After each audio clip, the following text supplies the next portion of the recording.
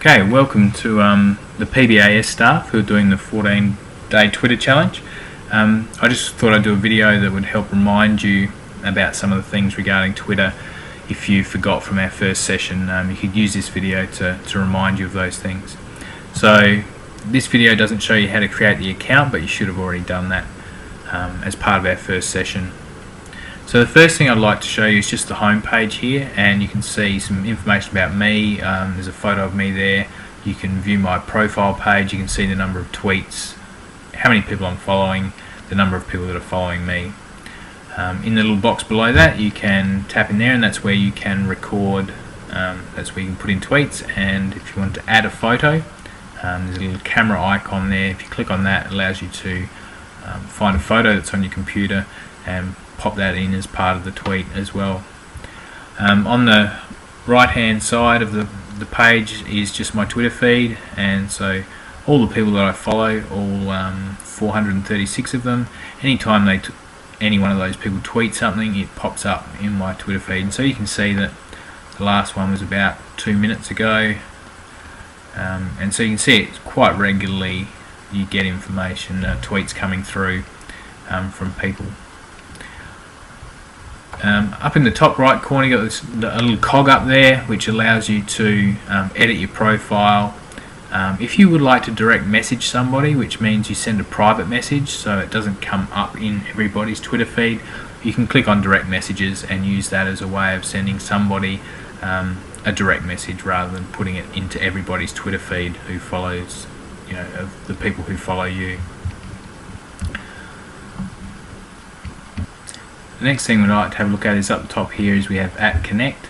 If you go @connect, it shows you every time your name is mentioned or somebody follows you or favourites a tweet or retweets something that you've done. It pops up in here, so you can see my name appearing every now and then.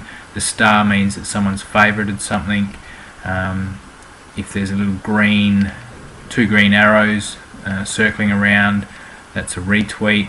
And so you can see the conversations that I've been having, and over 12 months there's just an enormous number of conversations, mentions, resources gained through asking other people and having short chats with them. So that's really the power of Twitter, is that, as it says @connect, you're connecting with other people in a field of interest that is very similar to yours. If I go to me, which is on the far right, you can see that it brings up my profile, brings up my tweets if I want to see them, who I'm following, followers, favourites and lists, so similar to the home page. And it's showing currently all the tweets that I've made from the latest tweet being at the top. So that's some general stuff within Twitter. If you want to send a tweet, it's important to use one of two things, or both, to use a hashtag or use a username. So if I want to direct a tweet to somebody, I need to write in their username. So if I write in @TaraNick and then my message, that means that would come up in my @connect stream, and I would be able to see that, and I would get a little blue light that would come on next to @connect and tell me that I've got some new messages or new retweets or new favourites sitting in there for me to have a look at. So that's one way of connecting, is to do that. If you don't want to connect directly with somebody, then you don't put in a username, but you might want to put in a hashtag. So if I want to send something to other PE teachers, I'll put in, might do hashtag PE Geeks, hashtag phys ed, and then on another page here I've got a website called thephysicaleducator.com by a PE teacher called Joey Faith, and he's got some great skills posters on here. And if I came across this resource, click on the link, copy that link, bring it back to Twitter, paste it in there, might type great resources, and I'm also going to put in the actual teacher's name, so I know it's at Joey. I'm not sure I'm going to get his name up. There he is, Joey Faith, at Joey Faith. So I tap that, put him in great resources, pop that in there, and then click tweet, and you can see that's come up right now. So that's how you tweet. Using a hashtag means that phys ed teachers who follow the PE Geeks and phys ed hashtags will all read that, because when they look in there, it'll come up in their feed. At Joey Faith will get that because I've put his username in there as well. Okay, just to show you how to favourite a tweet. So let's look at this Australian curriculum lessons here. Persuasive writing lesson, opinion, reason, explanation, opinion. So there's a link here. I could go to that lesson plan created by at Oz Lessons, which is quite a good website that I've had a look at before and put on our school blog. So if I click on or hover my mouse over that, you can see that down the bottom it says expand, reply, retweet, favourite, and there's more. If I go to more, it allows me to email that link to anybody that I would like to. If I click favourite, puts a little yellow star there. If I click retweet, it adds two green arrows going in a clockwise direction. And if I wanted to directly reply to the person who's tweeting that information, I can click on reply and send a message back to at Oz Lessons regarding if I wanted to ask them a bit more about their website perhaps. So that's how you email a tweet. Just click on that more button. How you favourite a tweet, and how you retweet something. And if I go now to my tweets, so here's a timeline of my tweets. You can see that that lesson that at Oz Lessons lesson that I just favoured and retweeted pops up in my Twitter feed as part of the tweets that I've done.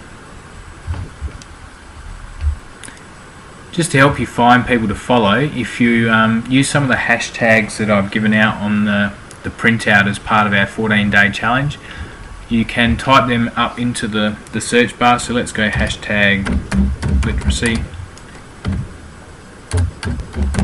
and enter. And what happens then is the conversation or the Twitter feed becomes anybody who's put in the hashtag literacy, that will appear. So it's filtered out everything else. So a hashtag is a great way of narrowing the conversation to find people who are thinking the same sort of things as you. So in PE, I use hashtag PE Geeks, hashtag phys ed to find PE teachers, health teachers to talk to, or hashtag health. If you're looking for maths, there's hashtag maths, hashtag literacy obviously, science, there's hashtag science chat, and there's quite a few on the page that I gave you. So you can just pop that into the search bar, and then you can scroll down, find people who are talking about things that you think are interesting. If you want to, then you can click on their icon. It brings up that person. It'll give you a little bit of a bio about that person, what they do. You can see how many people they follow, how many are following them, how many tweets they've done. You can look at more of their tweets before you follow them, so you can find out if you think they're someone that you would like to have, that you would like to follow. So usually you're looking for people that are posting interesting information, and not just information about where they had their last coffee or where they're going on the weekend and that sort of thing.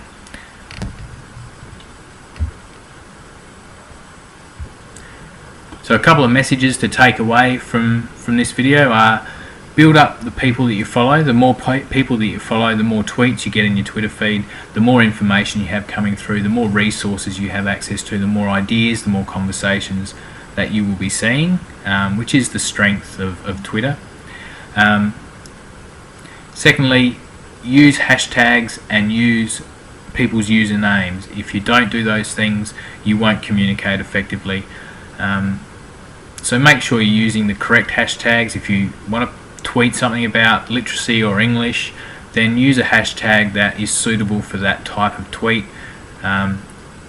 That way, if you use a hashtag, you'll get that tweet out to more people, and the more you tweet, the more people are likely to follow you, then the more chance you've got of engaging in conversation. And lastly, make sure you've got a photo.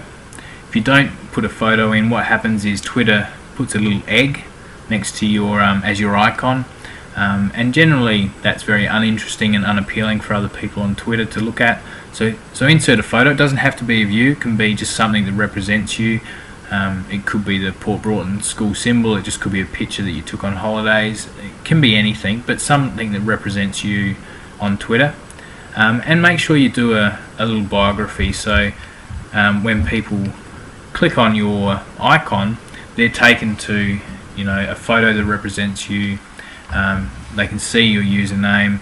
They can also read a little bit about what your interests are, and that can help them make a decision about whether they might want to follow you or not. And that's the whole point of Twitter, is to follow as many people as you can, to have lots of people following you, which then allows that conversation and sharing to increase and generate. And that takes time, so it is about persisting, because it probably takes anywhere between 2, 3, 4 months for you to generate a big enough following and people to follow, for those things to start to happen, those conversations and the sharing that can be done through Twitter. So I hope that's given you enough information to keep going with Twitter, and I hope that you get as much benefit out of it as I have. Good luck.